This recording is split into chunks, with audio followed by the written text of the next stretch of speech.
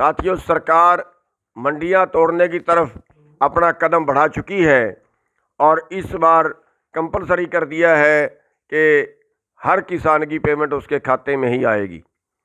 साथियों, ये स्वैच्छिक होना चाहिए।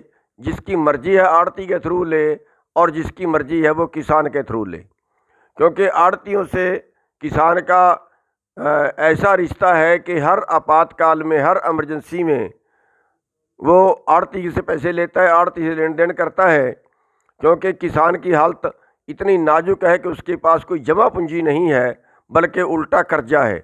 और कर्जा भी इस कदर है कि जो जहाँ से जितना ले सकता है उसने लिया हुआ है और उसे कहीं से मिलता नहीं है।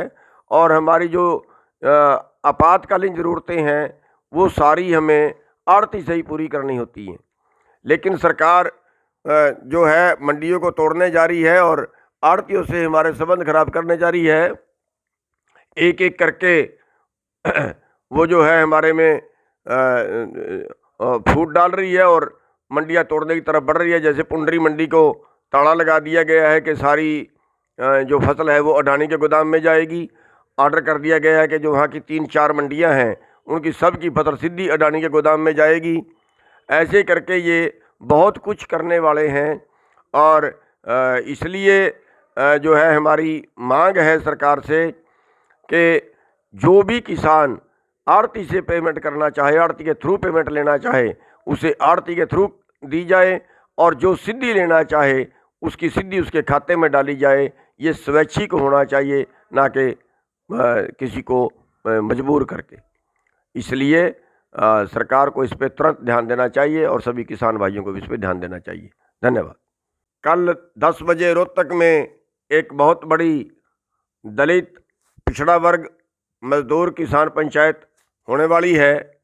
इस लड़ाई में यह अकेले किसान की लड़ाई नहीं है, यह लड़ाई हर उस व्यक्ति की है जो देश बचाना चाहता है, जो संविधान बचाना चाहता है, जो शिक्षा बचाना चाहता है। यह लड़ाई अम्बेडकरवादियों की, सर छोटू राम वादियों की, महात्मा ज्योतिबा फुले की, जो उनके आदर्श हैं, इस सारे एक मेरे वर्ग की लड़ाई है। जो दलित भाई भी हमारे साथ कंधे से कंधा मिलाकर इस लड़ाई में आखिरी अंजाम तक पहुंचाने के लिए इस लड़ाई में साथ में खड़े हैं।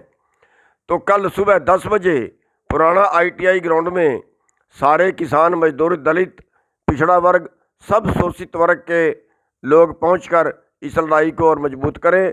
कल 10 बजे हम भी वहां आ रहे हैं और सबसे अनुरोध है हमारा, तो यहाँ तक है कि जो दुकान वाले भाई हैं वो भी वहाँ पे पहुँचे, क्योंकि जो भी अन्न खाता है ये हर उस आदमी की लड़ाई है। ये लड़ाई जनता वर्सेस कारपोरेट की है।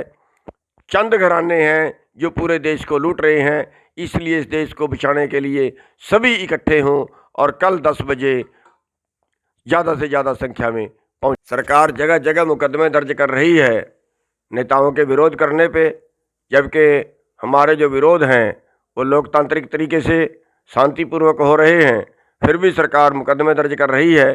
हिसार में लड़कियों पे भी मुकदमा दर्ज कर दिया, पढ़ने वाले बच्चों पे भी मुकदमा दर्ज कर दिया और बाकी लोगों पे भी किया। ऐसे बहुत सी जगह किए हैं। लेकिन हम सरकार को चेतावनी देना चाहते हैं कि सरकार इन हरकतों से बाज आ जाए। ऐसे आंदोलन टूटने वाला नहीं है। हमें बता दे सरकार के कितने लोगों को आना है, किस दिन आना है, कितने दिन जेल में रखना है। हम आने के लिए तैयार हैं। हम जो है इनकी जेलें भी भरेंगे, इनके मुकदमे भी झेल लेंगे, इनका सब कुछ झेल लेंगे, लेकिन अपने मकसद से पीछे नहीं हटेंगे, अपने आंदोलन को पीछे नहीं आने देंगे। जो इन्हें करना है वो ये कर लें। अगर सरकार मुकदमों से डराना चाहती है तो ऐसे हरियाणा के लोग मुकदमों से डरने वाले नहीं हैं। हमें बता दें सरकार के इनको कितने लोग जेल में रखने हैं, लिस्ट दे दे हमें। जहाँ जहाँ भी इन्होंने मुकदमे दर्ज किए हैं हम सभी को गिरफ्तार करवाने के लिए तैयार हैं। हम सभी जेल में जाने के लिए तैयार हैं, चाहे साल रखे, 6 महीने रखे, जितना सरकार रखे। लेकिन आंदोलन जो है हम सभी ने तकड़े होकर लड़ना है, मजबूत होकर लड़ना है, लेकिन शांति बनाए रखनी है, मारपीट नहीं करनी है, उपद्रव नहीं करना है।